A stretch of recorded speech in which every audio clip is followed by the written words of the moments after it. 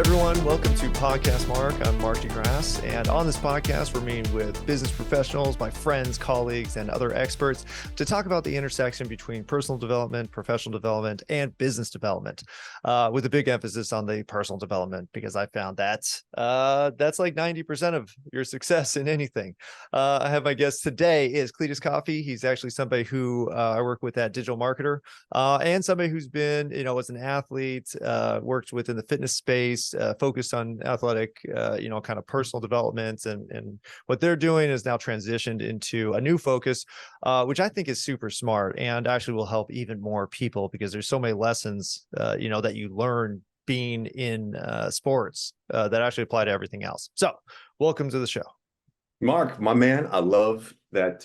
Thank you so much for the invitation, obviously, to be here with you. But dude, I love where you're focusing here. I love the intention behind this podcast.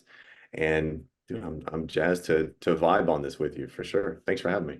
Well, I think you're perfect for this because, a lot of stuff because I remember talking to you, was it 2 years ago? Because you were one of the early podcasts at Digital Marketer, I think. And, you had everything perfect. I thought it was just like you had the branding was on par, like your qualifications were perfect, target market super defined. Like it actually checked like all the boxes for marketing. But at the end of the day, it's like, who can you help the best? And I think that's kind of what you found, right?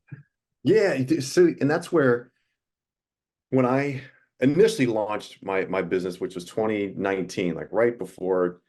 In 2019, right before COVID, right? I'm going, all right, I got this idea. And really it was having been in business and in the health and fitness space prior to that, I just was really thinking like, who am I? And if I'm going to go talk to anyone, I want to talk to my people.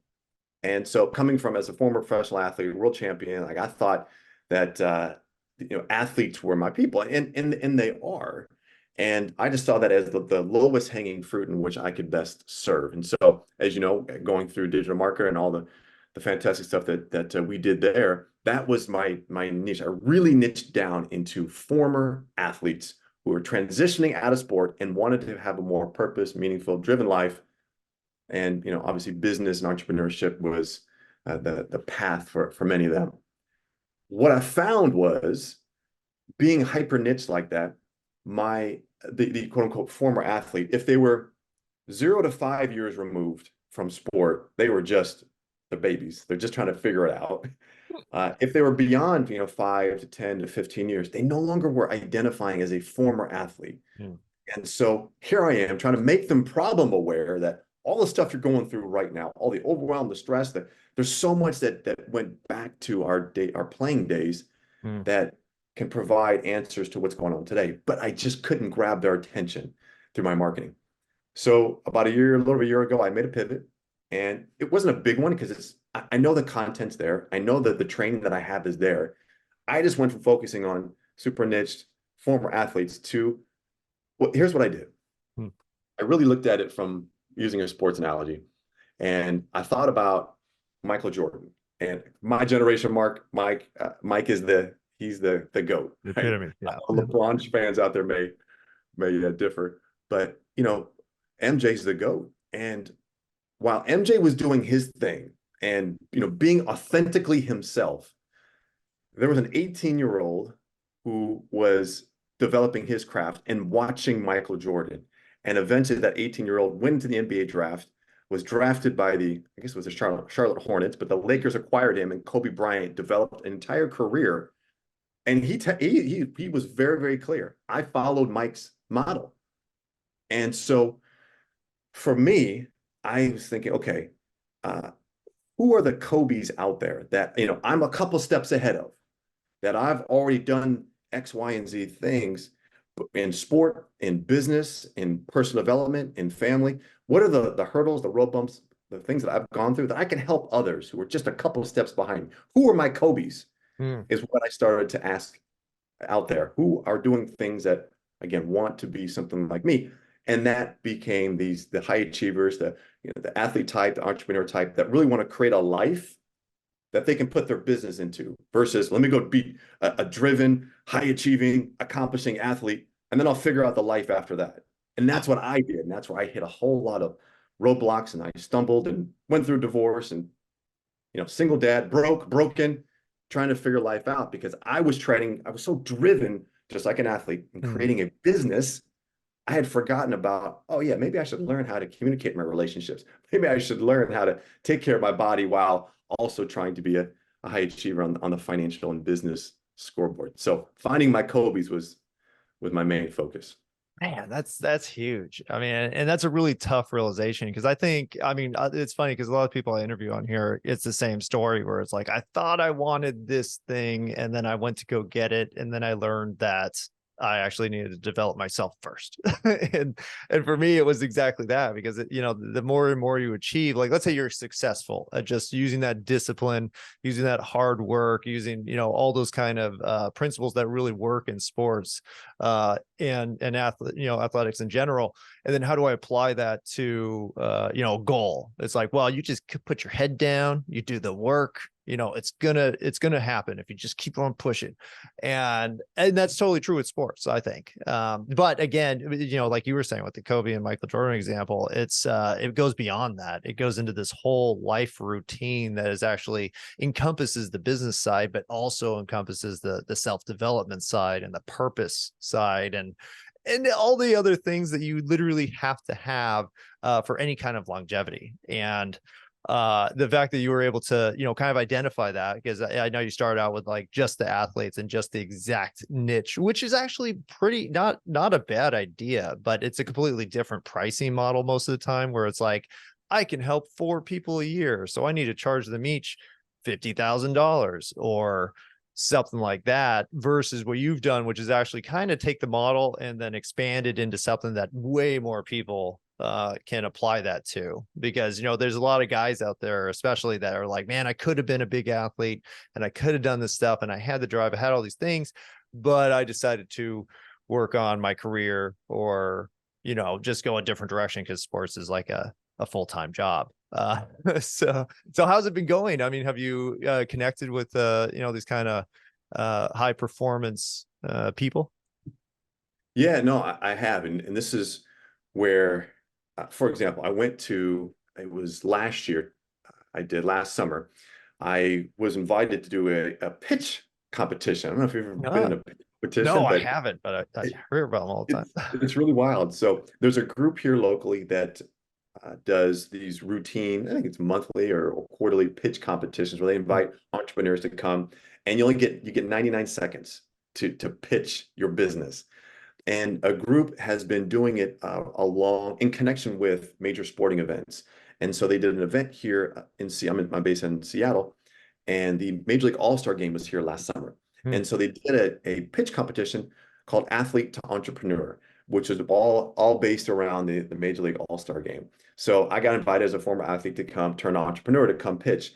And first of all, to be able to express your your your business, the problem you serve in 99 seconds was such a challenge. Man, I have much easier job doing a 90-minute keynote or training Hmm. than I do a 99-second pitch. It was a challenge.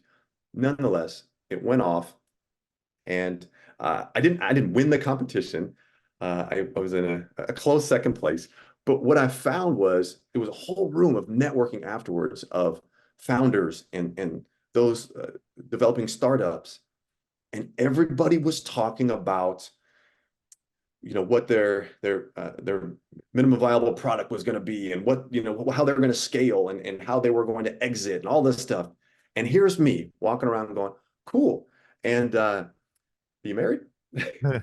Is your spouse on board with this? Is your kids on board with all this? Because as you know, man, it takes an incredible amount of Herculean effort and focus and time to do all these things that they're talking about. Oh yeah.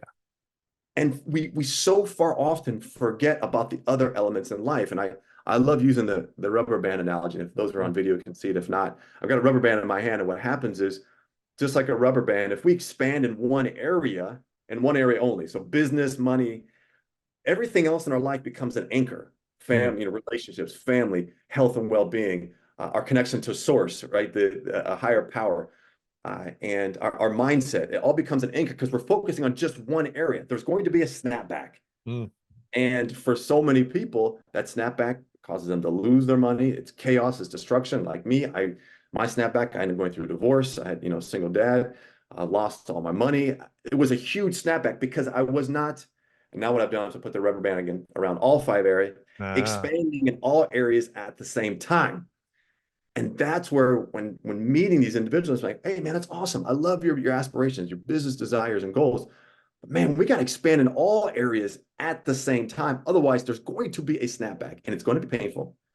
And it's going to cause chaos and destruction and heartbreak. And that's where I really implore into those that are along these lines of like, hey, I want to start something. I want to, whether even it's just a career, these high performers, like you cannot forget about how can you be a better communicator? How can you develop your mindset? How can you take your body goes with you? You know this, Mark, more than Yep. anyone. Your body goes with you to every meeting, every sales call, everything. Your body comes with you. It's got to be locked in and focused. So it's been great, man, just being able to communicate this message, and it's resonating, which I'm excited about. Well, it's so funny because the way you describe it, it sounds so obvious, right? It's like, okay, well, because I know the exact process because I've done it a million times where it's like, okay, I have all these problems. I have like the 5 areas of my life where, okay, there's issues. And then what we do, or me personally, is I come up with a single solution. If I had more money, that would solve all of these problems. And so I'm just going to focus on the money, and then the problems will take care of themselves because then I'll just pay to fix them, I guess is the mentality. But the more you go, the more you realize like, oh no, like this income level just has a different set of challenges and problems and things that could go wrong and affect everything else. And then you just keep on, because let's say you get more and more successful, but you haven't done those other 4 areas. You've just been working on the money side. Then those are all falling apart, just like you said. And eventually it's gonna come back, and now, okay, yeah, that sucked up all your time. So now you're not spending time with the kids, sucked up all your relational energy doing all this networking. So now you can't spend time with your wife, or you don't have friends. And then it just consumes everything. And it's hard to see. But the rubber band analogy kind of brings it all into perspective where it's like, oh my gosh, I came up with one solution to one problem. And then I spent 100% energy on that. But with that said, well, especially with the physical aspect, because you try, you're in fitness, you're an athlete, you understand it's like, hey, if I don't eat right, I don't think right. If I don't use my body and my body's not in motion and I'm not getting some action, I don't think right. And literally all of the components of fitness actually impact the mental performance, which is what we're doing most of the time if you're talking about the high achievers and kind of modern industry. How do you convince people that the body aspect is just as important as the mind aspect and it's all integrated? There's an old saying that I'm sure you're familiar with, that so many individuals who focus on building their wealth have sacrificed their health to get there, and then turn around and have to use their wealth to regain their health. And and I I don't mess around with it, Mark, and nor do the people I work with. If they are not focused and have incorporated their health into their well-being, like I'm very straightforward with it, and saying, look, it's your job. It's your job. So if you got your calendar and you're working 8 hours during the day, and the rest of the time you're going to be spending with family and maybe with your partner or whatever, during those 8 hours, working out better be in there. Yeah. And we've got just, in this society where it's like 8 hours is just for locking in, sitting at my computer and making calls and da da. Awesome. That's part of the process. And taking your body better be in there. Mm. And so it's not an afterthought. Oh, by the way, if I have enough energy, I'll get to the gym afterwards. Or if you said it earlier, if I have enough energy, I met with this really highly successful entrepreneur in the gaming space. He's really locked in on esports. And he was telling the story because he asked me, he's like, do you game? I said, I don't have enough time to game.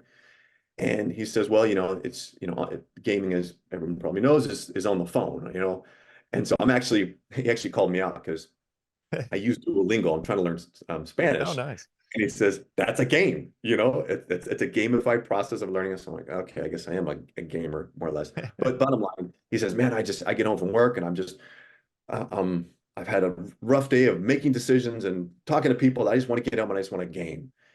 And I said, dude, that's the biggest problem right there. You are not managing your energy, resources, so that you're exhausted by the time you get home. And now you're in this case, he had a spouse and children. Now your family don't get access to you because you're exhausted and you're fatigued and you've been making all these decisions. You haven't managed your time, you haven't managed your energy, and now you don't have it for the most important people in your life. Mm. And so we have to take care of the body. We have to incorporate it into our body work. It's part of our job. Mm. Otherwise, it's gonna start to pull us in. It's gonna anchor us down, as I mentioned in that in the rubber band example, and it's gonna prevent us from getting to where we want to be. Yeah, well, I mean, it's taking you everywhere. A lot of us think like the fitness argument. Well, there's two things to it. Most of the time, for me personally, like when I don't spend time on my fitness, I feel I built up this shame around it. Like, oh, well, if I'm in the gym, like it's about me, and I feel selfish when I do it. And even with some of my health stuff, like I'll get comments sometimes like, oh, it must be nice to have that kind of time to figure that stuff out. And it's kind of like, dude, this took me years of figuring this out. And then years of building up the habits, and then years. And I'm just like, this isn't fun. It's not it's not like I'm playing video games. It's like literally I'm doing all this stuff so that because I know it matters. And so that's one side of it. And then the other side of the fitness thing is people just think it's about aesthetics. Like they think like, oh, what a douche. Like you have, you're skinny or you're fit, and that means you're self-centered and narcissistic, and you're just working on that. And so those two factors, I think a lot of times, especially for good men, is like, well, I got to work harder and I don't want to be selfish. How do you help people work around that perspective where it's like this skewed version of like fitness is just a narcissistic, selfish thing to do, and you should be working instead? Yeah, I love this question, Mark. And this is, I'm going to expand. This is to all areas, not just fitness. This is not being selfish. It's in our self-interest to take care of our bodies, to take care of improving ourselves and our mindset and our relationship and our connection to being present. It's in our self-interest. It's I just came back from a keynote talk in Palm Springs last night. And of course, I'm on the airplane. And what do the flight attendants say before we get off the ground? In case of loss of cabin pressure, put on your mask first before you put on someone else. And so we have to learn, especially as high achievers who want to please everyone. We want to make our employees happy. We want to make our customers happy. We want to make our family happy. Everyone gets a piece of us except ourselves. Mm-hmm. And we need to start pouring back into ourselves, because in order to lead others, we got to be able to lead ourselves first. And my movement and whole business around being the torch. We've got a pilot light. We all got a fire in us, but it's a pilot light or it's a little candle. But we got to turn that sucker into a torch. Like we got to be on fire for ourselves, mentally, physically, spiritually, in ways in which connects relationally to others. We have to be on fire, and like moth to a flame, right? When we light that fire, the people and opportunities that we're looking for are going to be attracted to that, because in order to love others, we got to love ourselves first. In order to, have the energy and support to serve others, we got to have it within ourselves first. And I just think that as high achievers, we forget about us. Or to your point, we think that we're being selfish because we're taking care of us. We got to do us first so that we can become the business people capable of achieving the results that we want, so that we can become the individuals capable of attracting the partner or having the relationship that we really want and thrive. Because just like in the expansion in all areas, when our relationship is thriving, that pours into our business. I tell entrepreneurs all the time, you want to make more money? Go get in the gym and start working on that relationship. Start communicating, start connecting there. That is going to help you expand in business and, of course, make more money. Wow, I love that. And it's 100% true. And it's, if we struggle with that, I think there is a cheat, which is you don't tell anybody what you're doing. Like it is, at the end of the day, like it is, like you said, it's self-interest. It's about you. Like nobody else has to be involved in this. Like you could catch, let's say that, you have somebody in your, like your wife's like, oh, you're always gone and you're working, and then you go to the gym afterwards and whatever. Like, maybe you need to adjust your schedule. Maybe you need to figure out how to work out at home so it's faster and uses less time. But at the end of the day, like if you don't want crap for changing your routine, just don't tell anybody about it. Like a lot of times we're told like, oh no, you need to post it so then you could commit to that. Because if you go public with it, then you have to do it. And it's like, dude, that sort of works for some people, but most people just blow it off. And since we all blow it off, it's really not that big of an impact. Like what's more impactful is you doing something, getting results, and then having people see those results and say, hey, wow, you look great, or what are you doing? And at that point, I think you could go public with it, like, oh, well, I actually started this new routine and I've been training every day at 5 a.m. for half an hour, and I changed my diet and I add supplements, blah, blah, blah.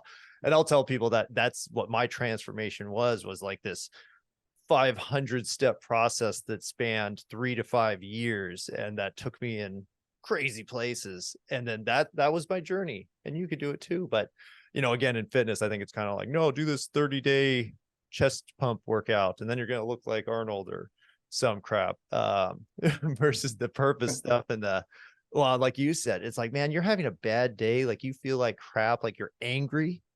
Go work out, redirect the energy. I think there was a Shaolin monk on YouTube that talked about that. Like, hey, people 500 years ago weren't depressed like they are today. Like if they were sad, actually, they didn't have time to be sad. They were surviving, they were working, they were using their bodies, and that kind of solved the problem. And I think some of that's true. But it's hard to see. But I will tell you, most successful guys I see are very fit.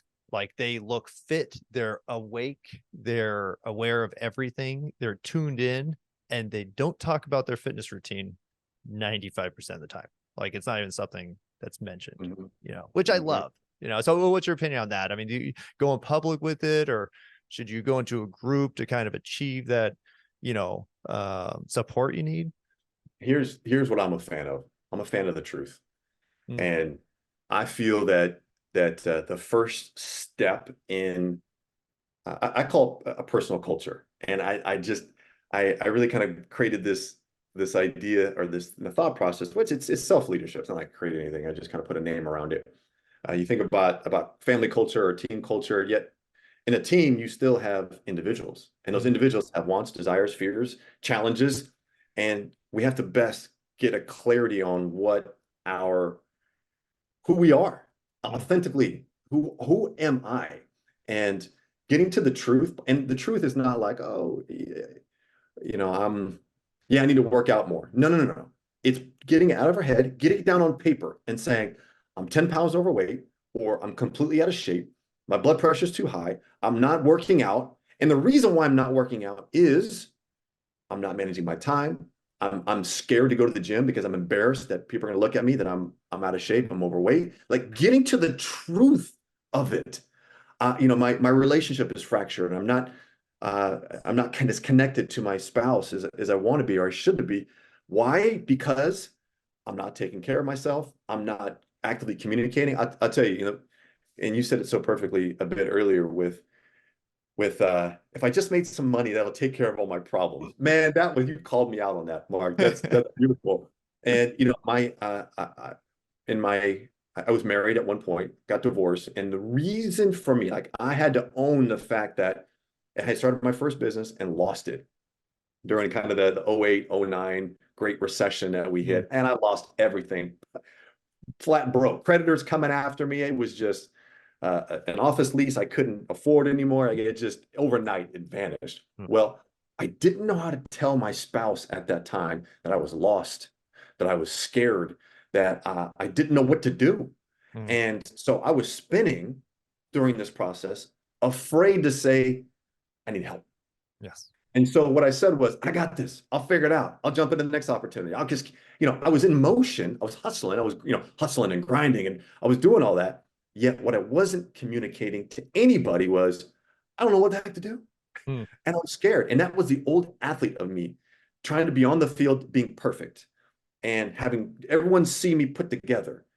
And man, I had to learn a hard lesson behind all that and then losing that relationship. And I actually got into another relationship, bringing the same patterns with me.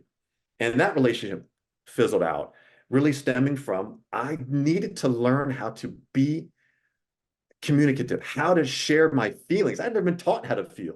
Oh, yeah. And as men, oftentimes, we're never given a model of how to feel, let alone how to communicate how we're feeling. Mm. And so we show up inauthentically. And so I was in these dark places where I was broke and I was trying to start a new business. I didn't have any customers and I was afraid to say, I don't know where I'm going. I don't know what I'm doing. I need help. Versus showing up like I was saying, man, I got this really cool idea and Hmm. I'm super put together and you know, I was BSing, man. I was BSing my way through everything. And people felt that frequency, the Yep. energy I was bringing, and it wasn't connecting. No wonder why I wasn't landing any clients. No wonder why business wasn't thriving because I was showing up inauthentically and people weren't resonating with that. Wow. So what I've done is I said, okay, look, if I can just be truthful with myself, tell the truth to others, come authentically as myself, there are going to be other Kobe's out there that vibrate with that level of frequency of authenticity, of showing up as myself. And it's number one, it's freeing for us. Talk about happiness and it's freeing to tell the truth. It's freeing to show up as yourself. And then, oh, by the way, the right people who are supposed to be with you and the right opportunities will vibe with that frequency and they'll show up like moth to a flame. Being authentic, telling the truth, and working, building a foundation from there. Love that. Yeah, and that's so easy. You know what? It's so funny because I mean, you probably heard it a million times. Like we've heard these things. Like we grew up hearing these things because we all were into the inspirational speakers, and there's always been great athletic coaches that were able to describe the purpose behind what we're doing and how it's not about the winning, it's about X, Y, and Z. But somehow, for me, for 20 years, it was kind of like, no, it's mainly about winning. We say that because we're nice and that'd be nice to be like that. But at the end of the day, we all know it's about winning and it's about getting, and there's a loser and there's a winner and you got to be the winner. And, then you realize that all of that is just, well, for me in the marketing profession, I realized that all of it was marketing, either way, either to not be like that or to be like that. Somebody has taken the message and manipulated it to sell something like 99% of the time.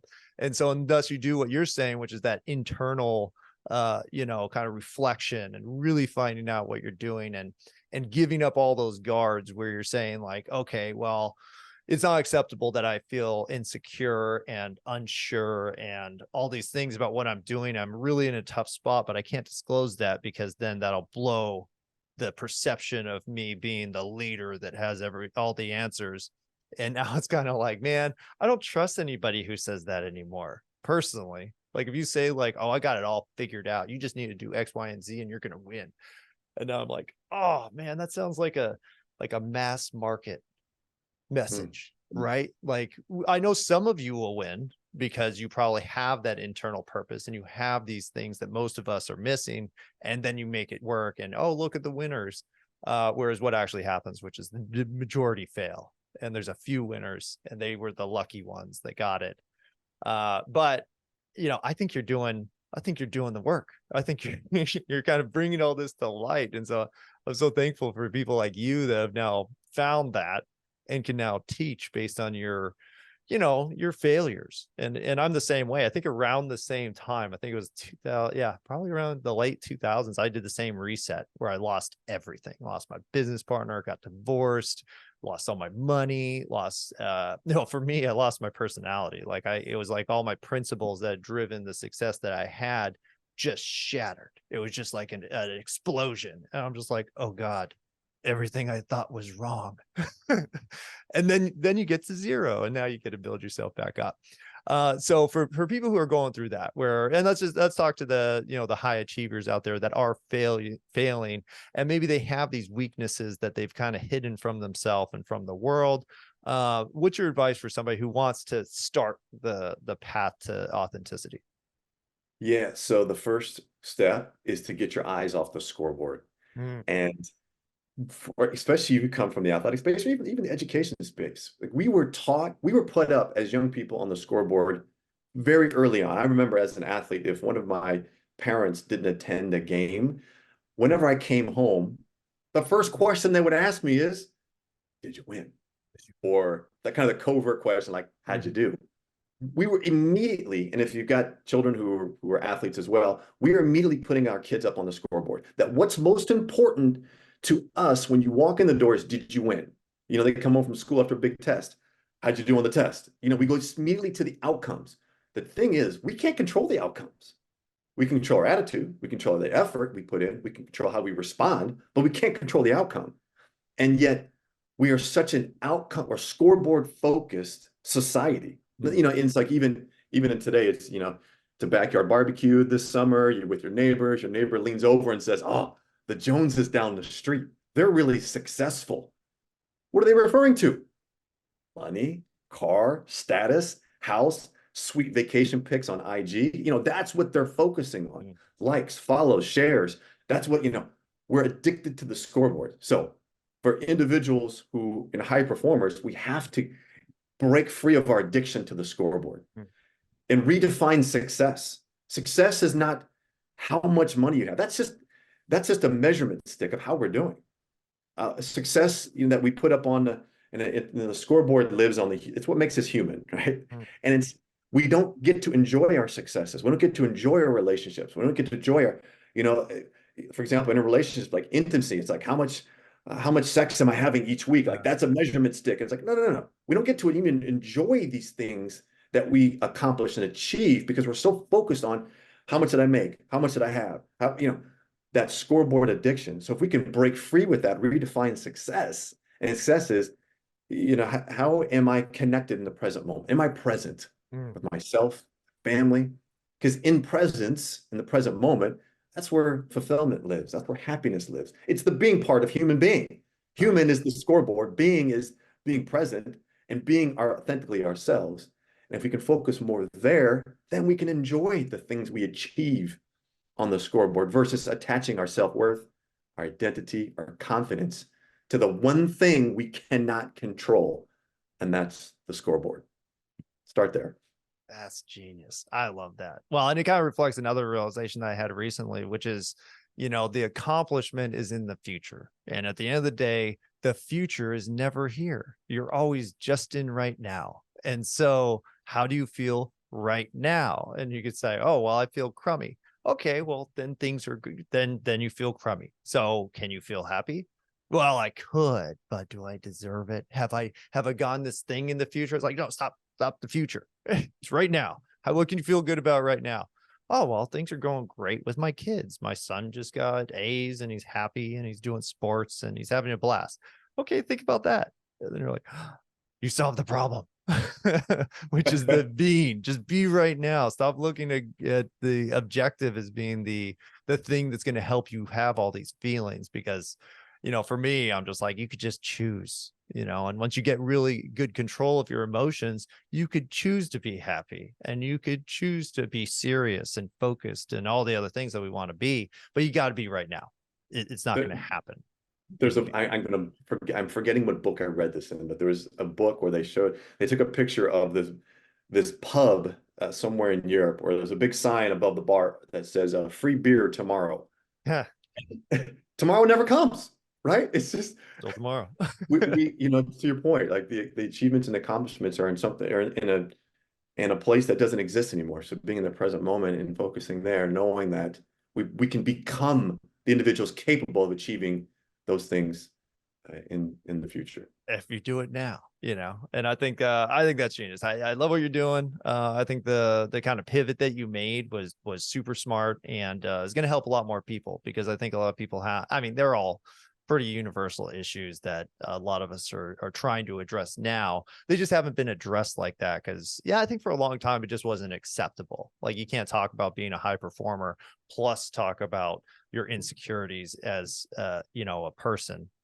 Like that's not allowed. You got to talk about the good. But I think you have a super authentic approach and it feels very honest. And it's based on your personal experiences, which I think probably have a huge impact on the people that you help. So with that said, where can people learn more about what you do? Yeah, Mark, thanks again for giving me the opportunity to be on your platform here and have the conversation. I'm at Cletus Coffey on all social channels, CletusCoffey. CletusCoffey.com. Obviously, you can find me there. And then bethetorch.com. That's the movement that we have going for high achievers who want to create a life that they can fit their business into, not the other way around. And that's where you can be a part of our cohorts. We can get in with other like-minded high achievers, just like yourself, that want to go and create or attend one of our live events. So CletusCoffey.com or bethetorch.com. Let's connect. Awesome. Well, thank you so much, Cletus. I think the message is great. I think your background is perfect for it. And I think there's a lot of guys that all, not just guys, but all people will resonate with what you're bringing, because I think we're all tired of the whole, like, you just get all the money will solve the problems. And now it's like, even thinking about that now, I'm like, that is so silly. Like, why, you could call money a lot of things, but most of the time it's just an amplifier of your current condition. Like, it's like, here you go, broken engine. All right, let's feed it nitrous. It's not going to help. So yeah, I think you're doing great. I hope you're successful. I know you will be. And we'll have you back on soon, because I think we've scratched the surface of stuff that we could talk about, especially the athletic background stuff. So we'll have you back on to talk about that and the transition and all that kind of fun stuff. So thank you so much for coming on the show. My pleasure. Can't wait. Thank you.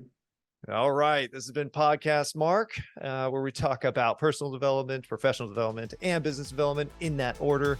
For more content like this, please subscribe.